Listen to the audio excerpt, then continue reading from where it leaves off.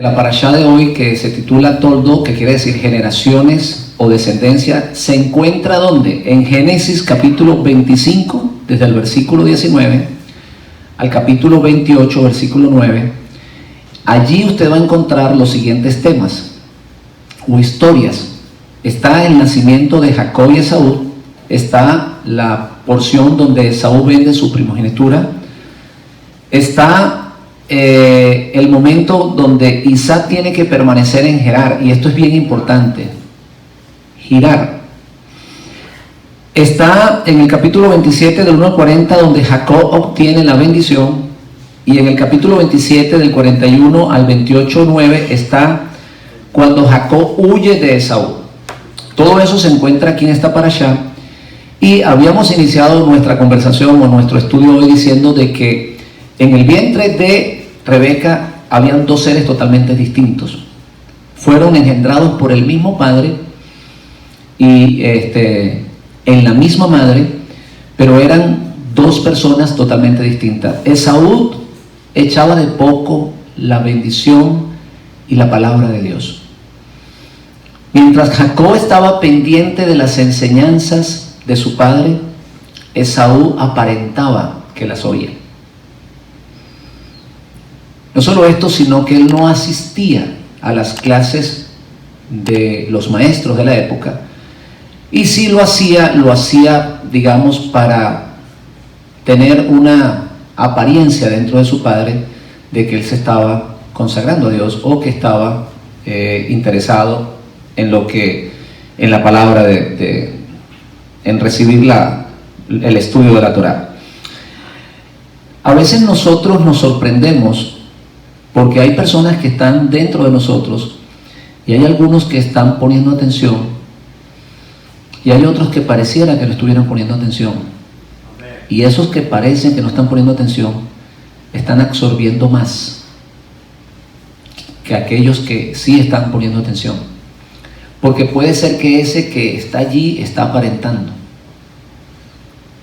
pero hay un corazón sincero que sí está recibiendo la palabra. Por eso no se trata de oír, sino de hacer. El que oye y las hace.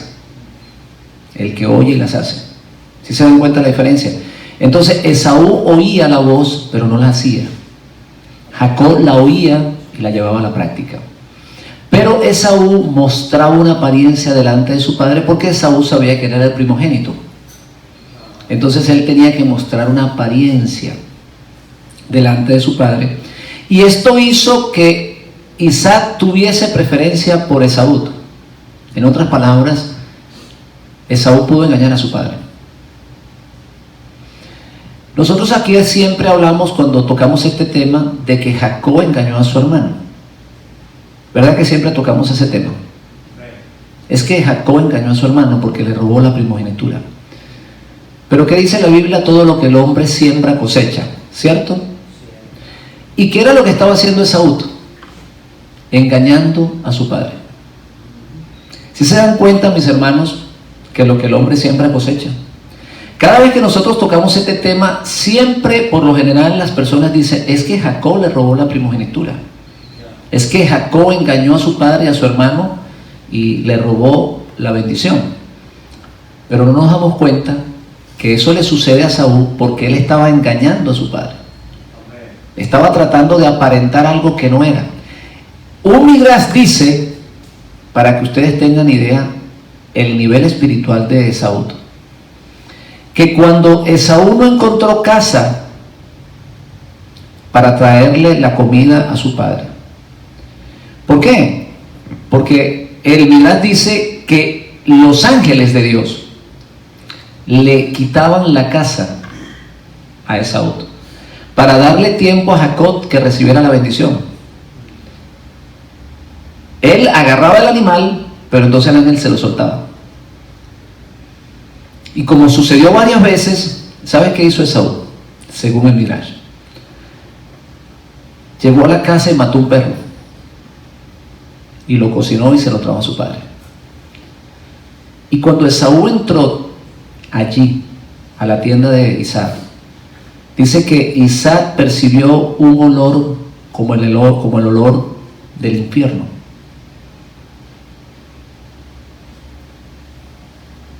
él percibió un mal olor. En otras palabras, Dios permitió que él pudiera sentir algo horrible para darse cuenta que Esaú no era sincero. Mientras que cuando entró Jacob, dice que el aroma fue como el lugar del huerto del Edén, del paraíso, y que esa fue la razón por la cual Isaac quedó convencido de que Jacob era Esaú y lo bendijo. ¿Cómo le parece? Interesante la historia, ¿verdad que sí? Entonces ese era Esaú, un mentiroso que aparentaba una cosa pero era otra. Era el típico religioso. Sí, aparentan, tienen apariencia de piedad, pero son lobos rapaces. Entonces él había sembrado algo y sencillamente lo cosechó. Él trató de engañar a su padre, pero finalmente fue engañado, o fue, digamos, le robaron la bendición a él, se la quitaron. La palabra de Dios dice, el Midrash dice también que cuando Esaú dijo, ¿de qué me vale a mí la primogenitura? ¿Sí recuerdan que él llega con hambre? Y entonces él dice, Jacob le dice, bueno, yo te doy la comida, pero tú me tienes que dar tu primogenitura. Y él dice, ¿para qué quiero la primogenitura si de todos modos me voy a morir? Él tenía el concepto de que las personas no tenían vida eterna. Por eso dice, yo de todos modos voy a morir. Se murió Adán, se murió se murieron todas las personas que supuestamente Noé, que vivieron para Dios. Entonces él dice, yo me va a pasar lo mismo. Yo no tengo esperanza de todos modos para la vida eterna. Entonces, ¿para qué yo quiero la primogenitura? Yo lo que quiero es vivir en este mundo. Así como la gente, ¿verdad? Que dicen, yo quiero vivir mi vida. Entonces, cuando él dijo, ¿para qué me vale a mí la primogenitura?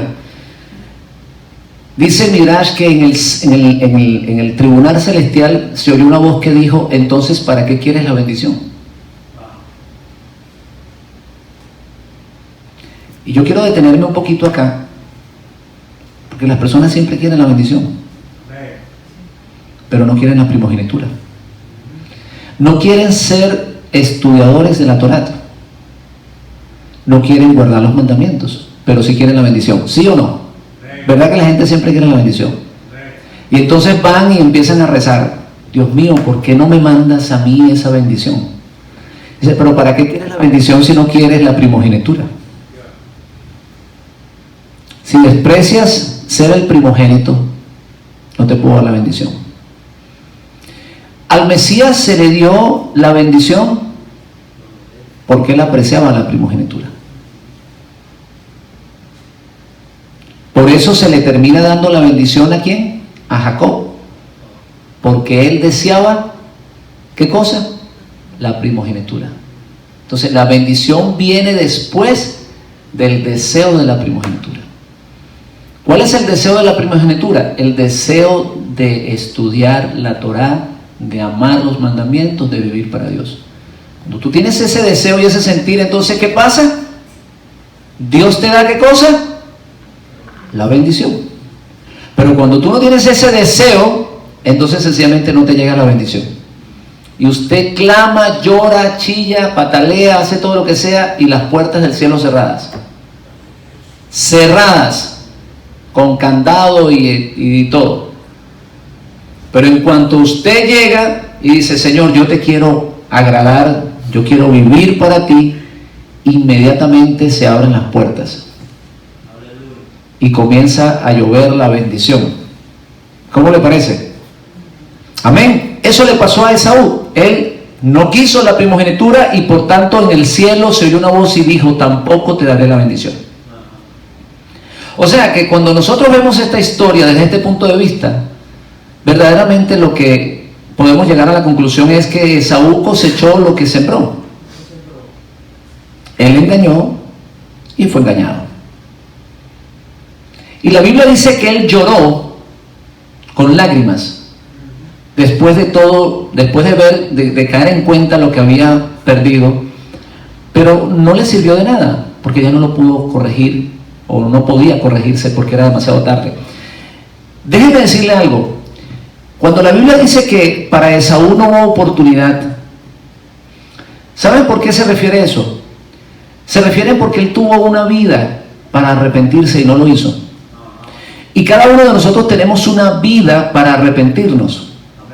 Por eso que en el juicio final, por más que usted llore y por más que usted grite, o por más que las personas lloren y griten y digan, Señor, perdóname, perdóname, perdóname, no van a recibir perdón, porque tuviste una vida completa para arrepentir de vivir para Dios.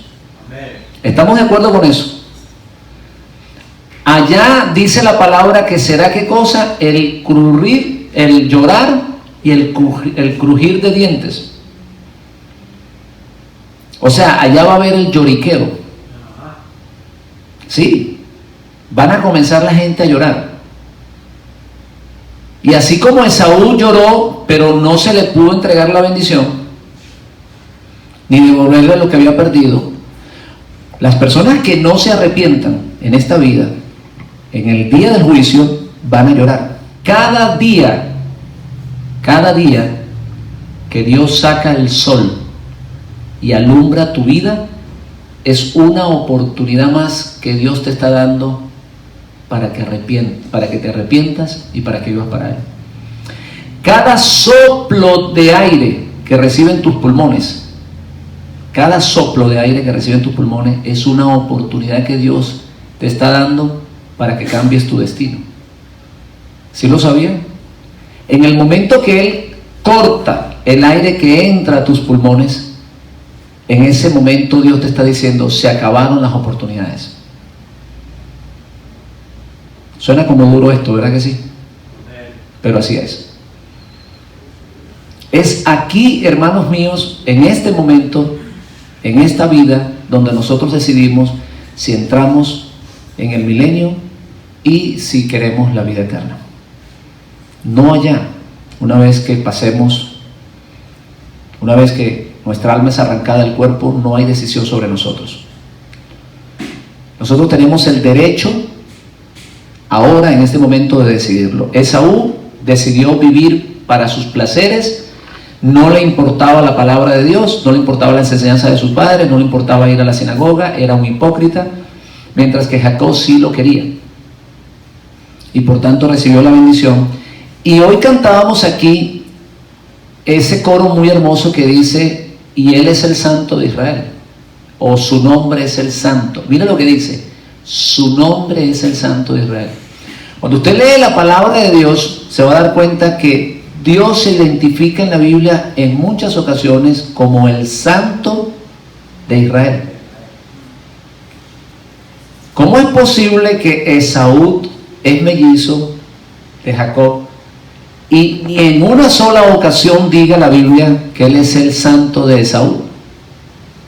¿Sí se han analizado eso? Él dice, yo soy el Dios de Abraham, de Isaac y de Jacob. Cada vez que nosotros despreciamos la palabra de Dios, nuestro nombre es borrado en el libro de la vida. Y cada vez que nosotros deseamos vivir para Dios, guardando sus mandamientos, entonces nuestro nombre es inscrito. Se lo voy a dar por ejemplo. Cuando se pronuncie el Dios verdadero, Él va a decir, yo soy el Dios de Abraham, de Isaac, de Jacob, de David, de Yeshua, del apóstol Pablo, del apóstol Juan, de Gumersindo, de María, de Rosario. ¿Sí estamos de acuerdo con eso? ¿Estamos entendiendo todo esto? ¿Por qué? Porque cada vez que tú lo aceptas como tu Dios, entonces Él es tu Dios. Cuando Jacob no había recibido al Dios de su padre como su Dios, Dios no se identificaba como el Dios de Jacob. ¿Sabe cómo se identificaba? Como el Dios de Abraham y el Dios de Isaac. Cuando lo aceptó Jacob, entonces se identifica como el Dios de Abraham, de Isaac y de Jacob. Y cuando lo acepta alguien, ¿verdad? Llámese Juan, Agustín, José, entonces él será el Dios de Abraham, de Isaac, Jacob, de Agustín. ¿Quiere que se lo demuestre? ¿Quiere que se lo demuestre? Léanse todas las cartas apostólicas para que ustedes vean que dice: bendito el Dios y Padre de Yeshua HaMashiach. En español es: bendito el Dios y Padre de Jesucristo. Porque el nombre de él pasó a la lista de los bendecidos por Dios, de los hijos de Dios. Estamos copiando esto, que esto es interesantísimo.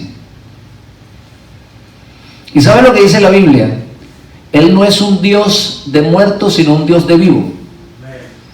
Cuando tu nombre no está escrito, eres porque estás muerto. Estás muerto. Por eso la Biblia nunca va a decir el Dios de Esaú.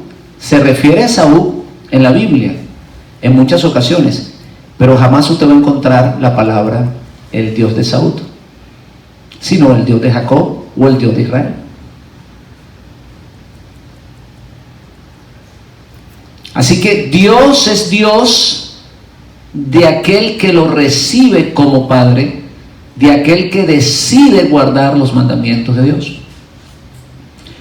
Si el Mesías hubiese roto los mandamientos, por nada del mundo el apóstol Pablo fuera a escribir: bendito el Dios y Padre de nuestro Mashiach, Yeshua. Jamás lo hubiera hecho. Pero como vivió para Dios, como guardó los mandamientos, como lo recibió como Padre, entonces él toma ese título. Y cada vez que uno de nosotros decidimos hacer lo mismo que hizo el Maestro, entonces Dios es nuestro Dios. Y ya será entonces también el Dios de José, el Dios de María, el Dios de fulano, el Dios de Perejano. Porque su nombre está escrito en el libro de la vida. Aleluya. Habíamos dicho que allí en el vientre en el vientre de Rebeca se crearon dos naciones, los europeos o del norte de Europa, vamos a decirlo de esa manera, los que son rubios, y se crearon los semitas, los judíos, vamos a decirlo, o el pueblo de Israel, como prefiero yo decirlo. Estos dos hermanos tienen algo en común. Estos dos pueblos tienen algo en común. Vamos a ver, yo voy a hacer una pregunta porque estamos en un estudio. Estos dos pueblos tienen algo en común. Muy, muy en común tienen algo. Y yo quisiera que ustedes me dijeran qué cosa es. ¿Qué tienen en común estos dos pueblos? Europa y los judíos o el pueblo de Israel. ¿Qué tienen en común ellos?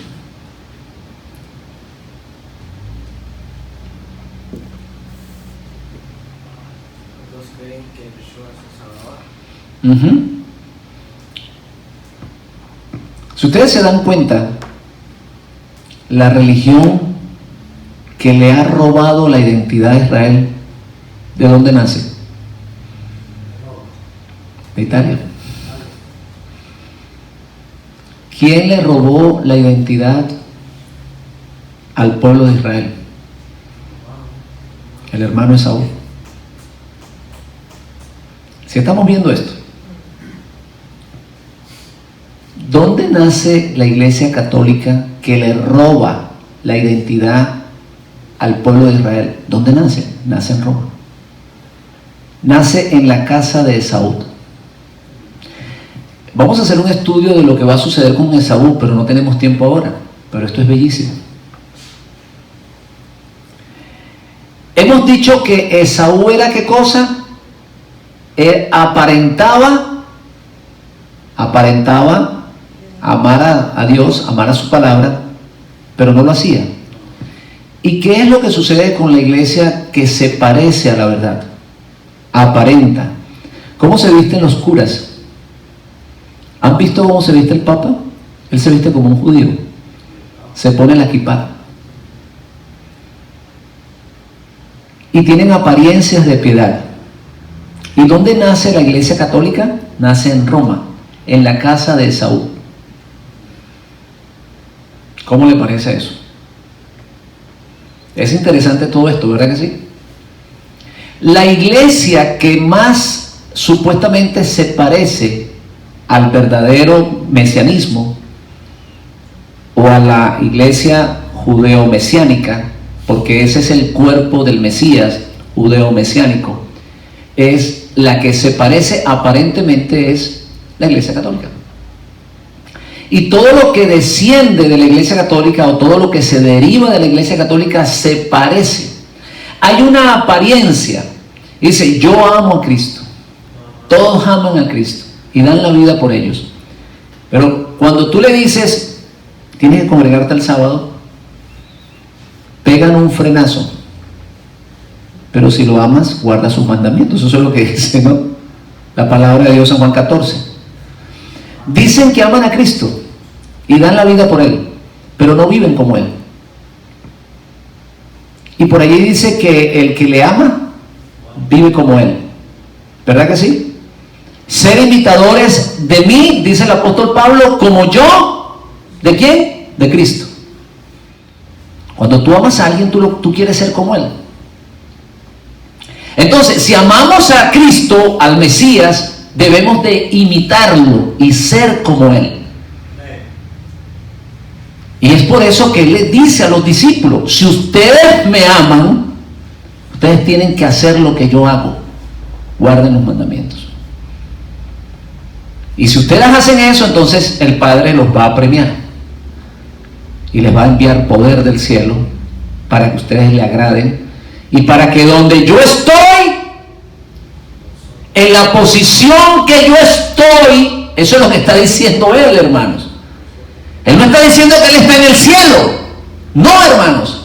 Él está hablando en el aspecto espiritual. Donde yo estoy, en la posición que tengo de hijo amado, ustedes también van a estar. No es una posición física. Sí, porque hay gente que dice, no, el Mesías está diciendo que Él está en el cielo. No, Él está ahí en la tierra. Él no puede estar en el cielo porque Él no es omnipresente. Cuando Él dice donde yo estoy, se refiere a la posición que tengo, de predilecto, de preferido.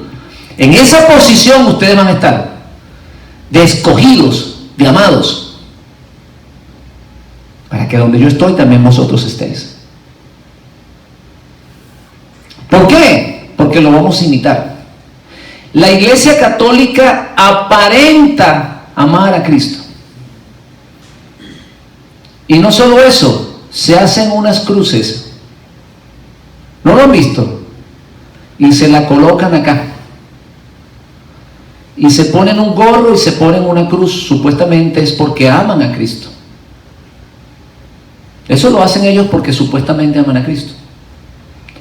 Pero dígale al Papa que ama tanto a Cristo que el cuarto mandamiento dice que hay que congregarse el sábado.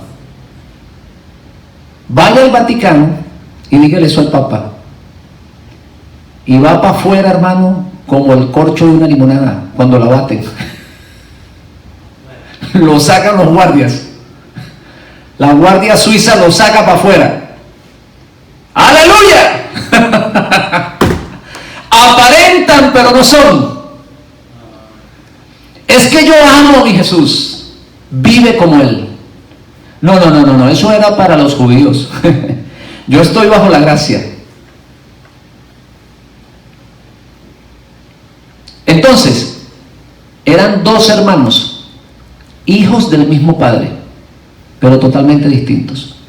Nació Israel, de Rebeca nace Israel, y de Rebeca nace la iglesia cristiana.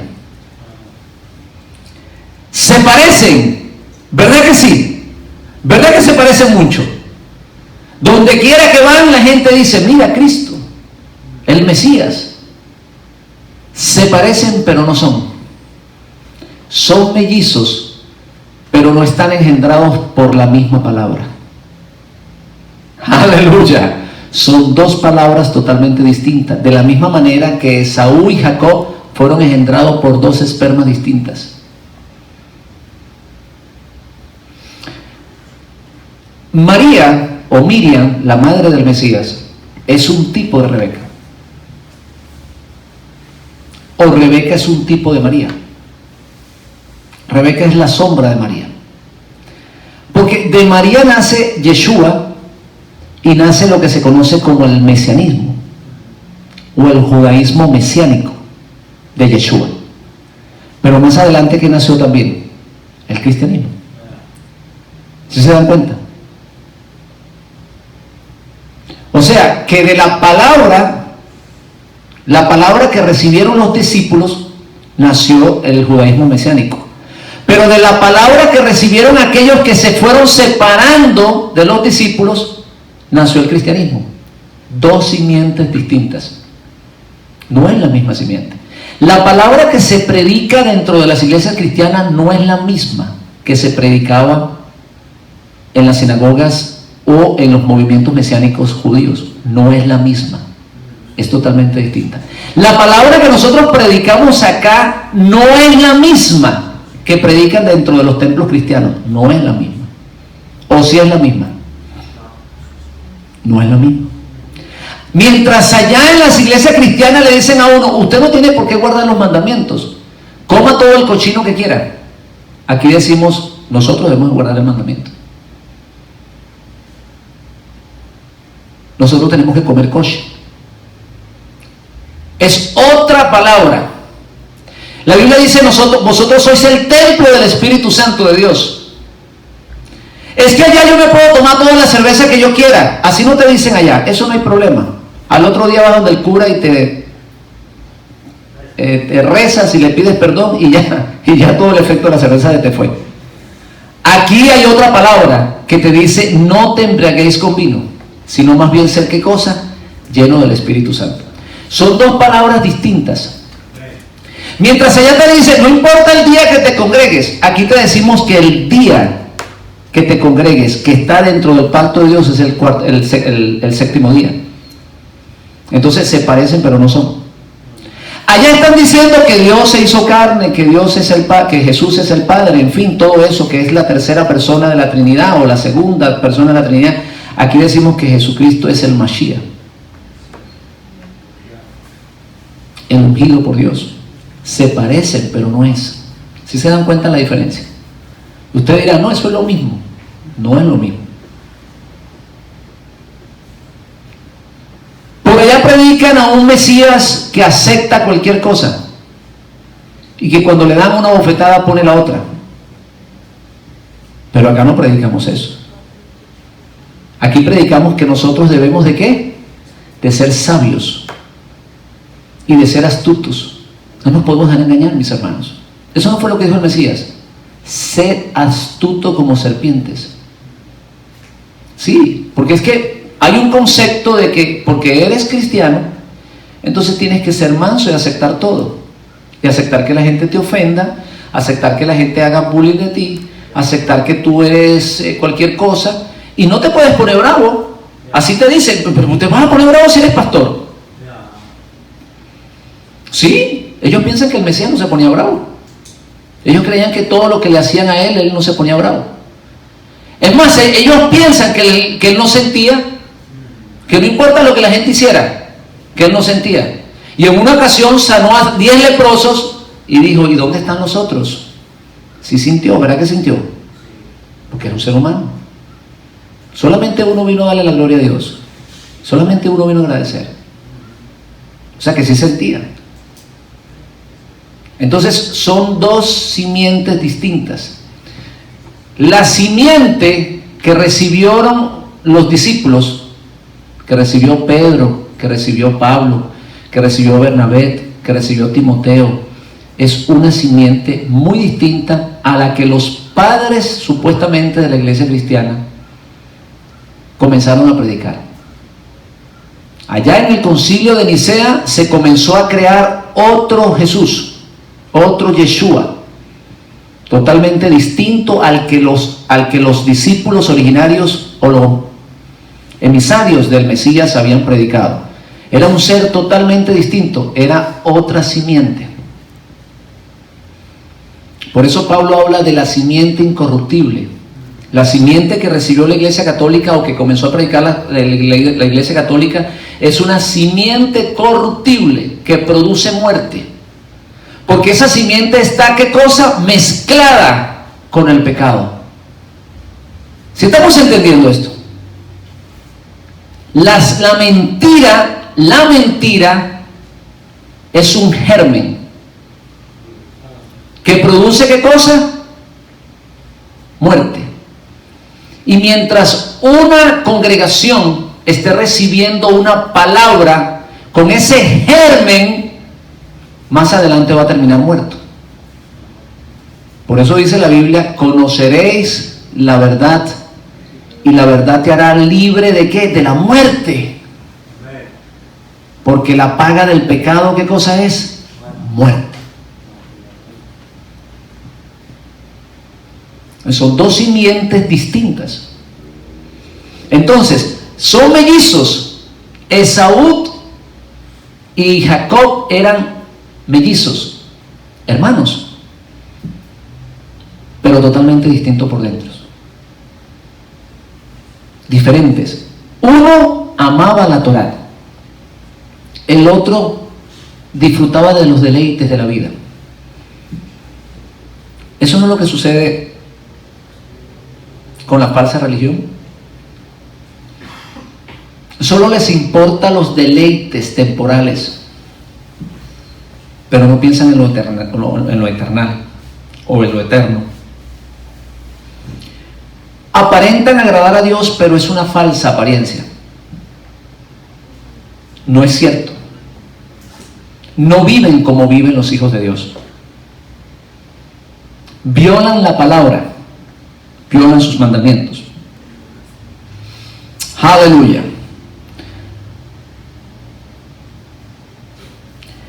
Quiero tocar un punto y está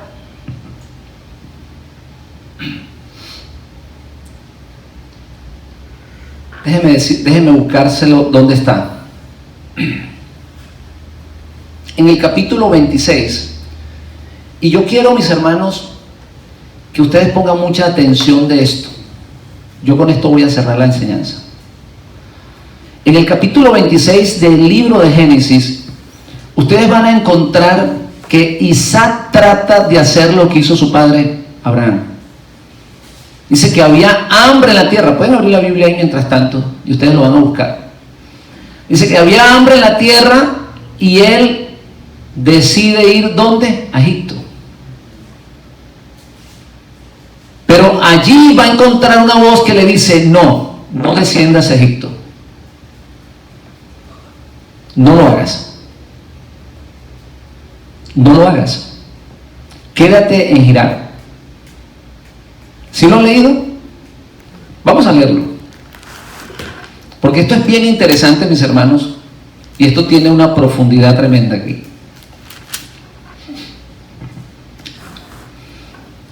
En Gerar, perdón. Después hubo hambre en la tierra, además de la primera hambre que hubo en los días de Abraham. Y se fue Isaac a Abimelech, rey de los filisteos, en Gerar, y se le apareció Jehová y le dijo: no desciendas, ¿a dónde? Ahí dice: no desciendas a Egipto. Habita en la tierra que yo te diré. Y habitó como forastero en la tierra, habita como forastero en la tierra, y estaré contigo y te bendeciré, porque a ti a tu descendencia daré toda esta tierra y confirmaré el juramento que hice a Abraham tu padre. ¿Por qué no se le permite a Isaac descender a Egipto y si se le permitió a Abraham? ¿Sí se han puesto a pensar en eso?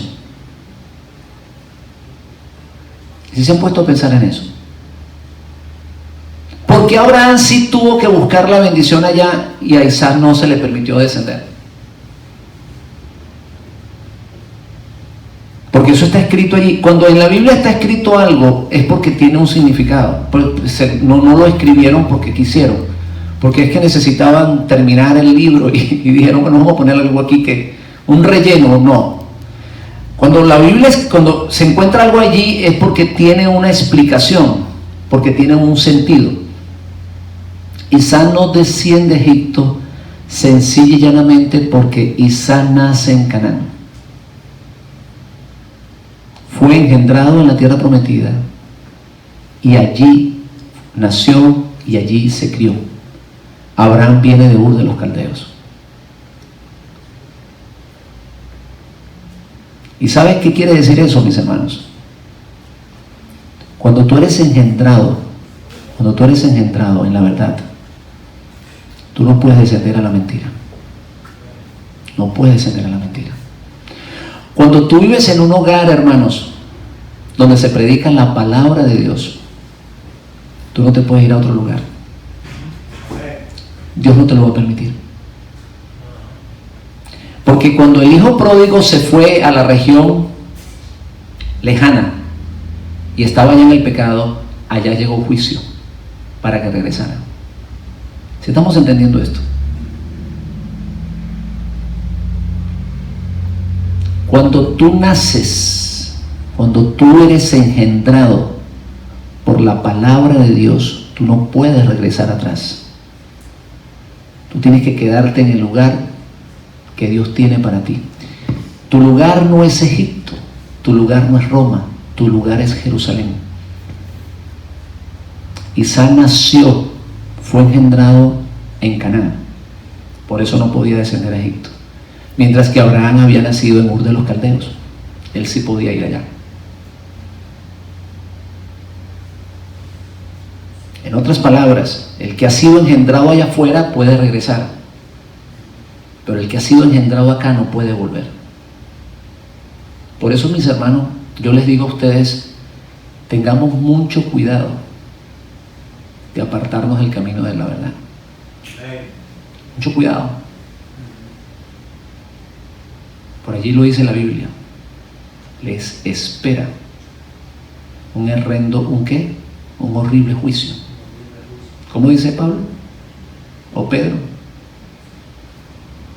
Les espera tragedia, les espera hambre. No pienses que te va a ir bien en Egipto, no lo pienses, porque tú fuiste engendrado en Canaán, tú has conocido la verdad. Amén.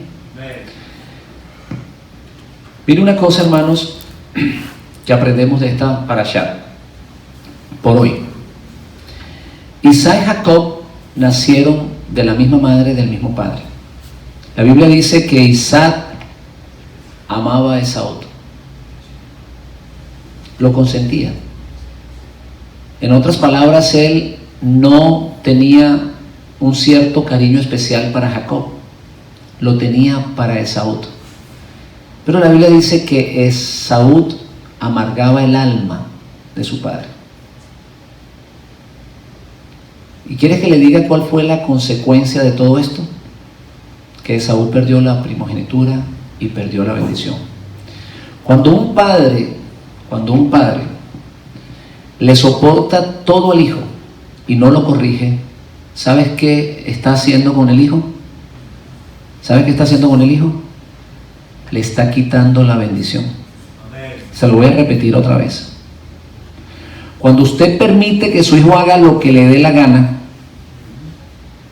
y usted no lo corrige y no le da un cachetón, usted está haciendo que su hijo pierda la bendición. Y usted va a ver con sus ojos cuando su hijo esté en la cárcel, preso, y allá le va a tocar ir a llorar, como la mujer que le decía al policía: mi hijo es bueno, él no tiene que estar acá. Y el policía le decía: señora, yo entiendo que es su hijo, pero no diga que es bueno, porque él está aquí por delincuente. Hable con él, usted puede estar con él, pero no diga que su hijo es bueno. Hay padres que acahuatean, ¿se dice así? Acahuatean, ¿así dice la palabra? que los hijos hagan lo que les da la gana. Ese es mi hijo. Y le permiten cualquier cosa.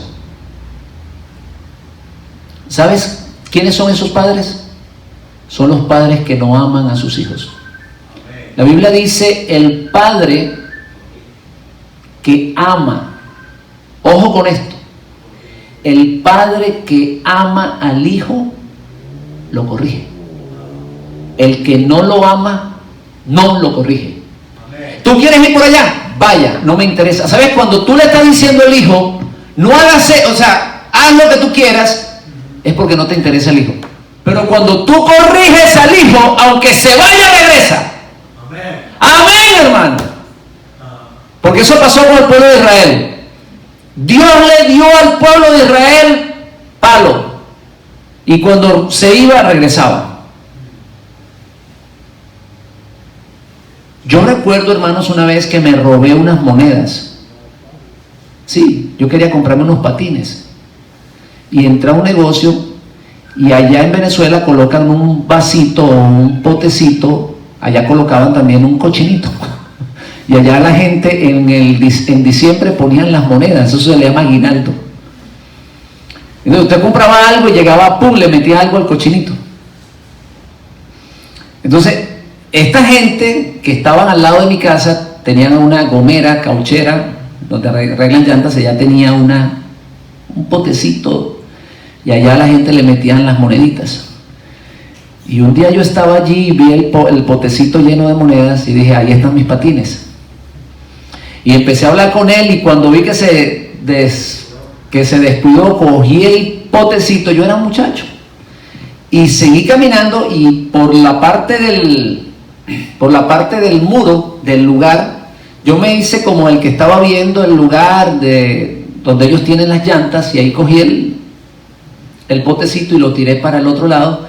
Y le dije, yo me voy, y di la vuelta y fui por allá y recogí las monedas y yo dije, aquí tengo mis patines. Y al rato llega el hombre y le dice a mi mamá, ¿cómo le parece que su hijo hizo esto? Y mi mamá ha cogido una correa, mi hermano, y dele, mamá, dele.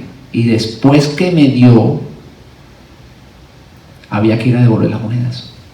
Como dicen en los pueblos, santo remedio. ¿Y sabe por qué mi mamá hizo eso? Porque me amaba. Si no me hubiese amado, ¿sabe lo que hubiese dicho ella? Mi hijo es incapaz de hacer eso. Mi hijo hace eso. No, incapaz. Mi hijo es un santo. Esa mamá no quiere al hijo. No lo quiere. Yo voy a terminar esta enseñanza porque yo les voy a probar por la Biblia cómo los padres quieren a los hijos. ¿Sí? Y cuando nosotros tenemos una enseñanza, dice la palabra o dicen los sabios que tenemos que buscar allá en los 5 libros de la Torá. Y yo quiero que alguien por allí me busque cuando tengáis hijo contumaz. Creo que está en Deuteronomio 18. Cuando un padre tenga un hijo contumaz. Vamos a ver si está allí.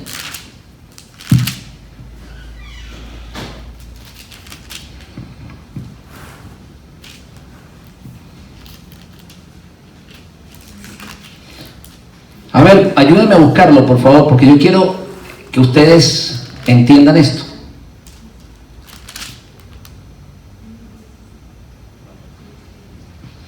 Hay una porción en la palabra de Dios que habla de los hijos rebeldes.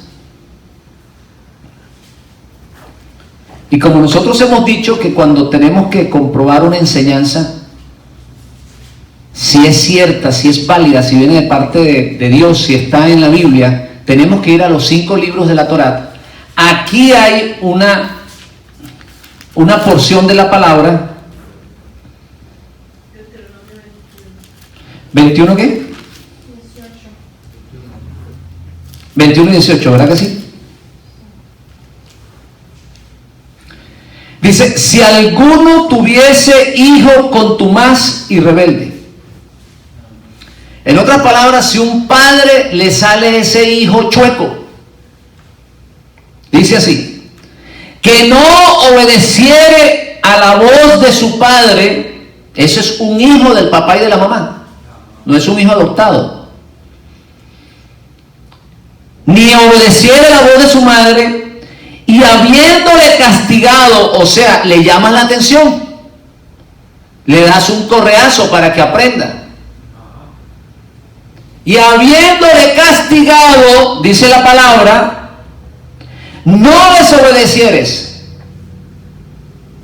En otras palabras, yo no hago caso a lo que mi papá dice, ni mi mamá dice. Entonces mire lo que dice la Biblia. Eso no lo estoy diciendo yo, eso lo dice la palabra. O arranque eso de la Biblia, si usted no le quiere creer, arranque esa porción de allí. Pero mire lo que dice. Entonces, ¿qué cosa? Tomará su padre y su madre. ¿Quién lo tiene que tomar? ¿La policía? ¿Ve que no dice la policía? ¿Ve que no dice la guardia? El papá y la mamá lo tienen que agarrar y lo tendrán que llevar a los ancianos de la ciudad y a la puerta del lugar donde viva, y dirán a los ancianos de la ciudad: este nuestro hijo es contumaz y rebelde y no obedece la voz, y no obedece nuestra voz, y además es glotón y borracho. No quiere obedecerme. Él quiere hacer lo que le da la gana. Y dirás a los ancianos de la ciudad. Entonces todos los hombres de su ciudad, ¿qué van a hacer con el muchacho que no quiere obedecer? Dígalo, hermano, porque eso no lo estoy diciendo yo. ¿Qué dice la Biblia? Lo apedrearán y morirá, y así quitará del mal del medio de ti, de todo Israel, y Israel va a oír y va a temer. Entonces, hermanos, cuando consentimos a nuestros hijos es porque no lo amamos. ¿Y sabe por qué a este muchacho había que quitarle la vida? Para salvar el alma. ¿Está entendiendo esto, hermano? Usted le quita la vida al hijo para salvar el alma. ¿Por qué? Porque si ese hombre sigue matando y sigue destruyendo, entonces no tiene entrada al mundo por venir. Entonces el padre iba y le decía: mátenlo para que se salve el alma. ¿Cómo le parece, mis hermanos? ¿Está entendiendo esto, hermano? Por eso no podemos permitir que nuestros hijos hagan lo que les dé la gana. Gloria a Dios. No le pegue, tan lindo. Haga lo que quiera. No lo estás amando. ¿Estamos entendiendo esto, mis hermanos? Gloria a Dios. Cuando los hijos de Aarón entraron en el lugar santísimo a ofrecer incienso extraño, Dios le quitó el alma. ¿Sabes por qué? Para salvarlo. Para salvar el alma. Porque más adelante ibas a hacer algo y se iban a convertir en un Coré y rebelarse en contra de el líder. Y Dios, que es bueno, antes de que ese muchacho o esos muchachos quisieran estar en la posición de Aarón, les quitó el alma. ¿Cómo le parece? ¿Estamos entendiendo esto, mis hermanos? Si estamos entendiendo esto, mis hermanos,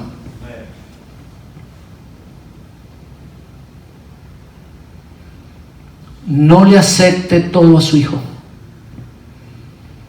¿Quiere ser rebelde? Váyase. Así. Porque no lo amas. Porque lo vas a tener que buscar a la cárcel. Y cuando esté preso allá, ¿quién va a sacar la fianza? Y cuando esté en el hospital con el hígado reventado de la droga, del alcohol, ¿quién va a pagar los biles? No lo amas. ¿Y sabes qué? Estás buscando que su alma se pierda. Y la sangre de él te la van a pedir a ti. Pero cuando tú lo corriges y no le permites las cosas, tu sangre es librada, o la sangre de él es librada. Los padres que piensan que le pueden dar todo a su hijo, y lo complacen en todo, no lo quieren. No lo quieren. Si estamos entendiendo, mis hermanos, no lo quieren. No quieren al hijo. Le están haciendo un daño. El hijo tiene que ganarse las cosas. El hijo tiene que aprender a ser obediente. No premies a tu hijo cuando tu hijo es desobediente. Le estás haciendo un daño. ¿Y sabes qué quiere decir eso? Que no lo quieres. Porque cuando tú permites que un hijo haga lo que le dé la gana, no lo quieres. Y no te preocupa lo que va a pasar en el juicio final. Entonces los padres, como amaban al hijo, lo llevaban a los ancianos y le decían: caiga la piedra, que matamos el cuerpo pero salvamos el alma. Por allí hay un versículo del apóstol Pablo donde dice que lo entreguen a Satanás. ¿Sí se acuerda de ese hombre, de esos creyentes rebeldes? Dice: para que su alma sea salva. Si lo han leído, se dan cuenta que no les estoy predicando mentiras. Allí está. Dice: para que se lo entreguen a Satanás con el fin de que su alma sea salva. En otras palabras, mis hermanos, la muerte en ocasiones es necesario para salvar el alma de la persona. Y cuando usted, hermano, no corrige a su hijo, sino que permite que haga lo que ella le da la gana o él le haga lo que le da la gana, usted no lo ama. Porque en el juicio final, usted con sus ojitos y con sus oídos va a oír la sentencia, y ahí va a estar su hijo y usted va a oír la sentencia final y va a llorar lágrimas como lloró Esaú, pero va a ser tarde. Isaac complacía y aceptaba todo lo que Esaú le hacía. Perdió la primogenitura, perdió la bendición y se perdió eternamente. Amén, hermanos. Amén. Cuando su hijo esté mal, corríjalo. No diga que está bien. No diga que está bien. Dígale que está mal. Cuando Israel estaba mal, Dios le mandaba profeta y le decía: ustedes están mal. No le decía que estaba bien. No le decía, dígale. Que se ponga bravo, que se ponga bravo. Bueno, eso es lo que dice la Biblia. Amén, hermanos.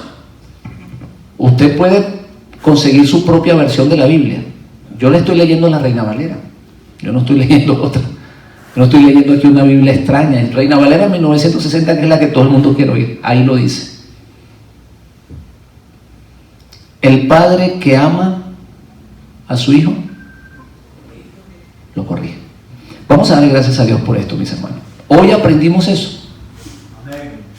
Hoy aprendimos, hermano, a no soportarle las malcriadeces a nuestros hijos, sino a corregirlos.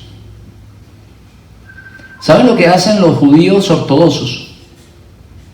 ¿Saben lo que hacen los judíos ortodoxos? Cuando le van a pegar al hijo, ¿saben lo que hacen? Dicen: voy a santificar el nombre del Eterno. ¡Bum! Y le mandan una cachetada. Están santificando el nombre del Eterno. Pero cuando usted permite que el hijo haga lo que le dé la gana, no santificas el nombre del Eterno. Dejas avergonzado a Dios. Y no solamente eso, que la Biblia dice que el hijo consentido, ¿cómo dice? Es vergüenza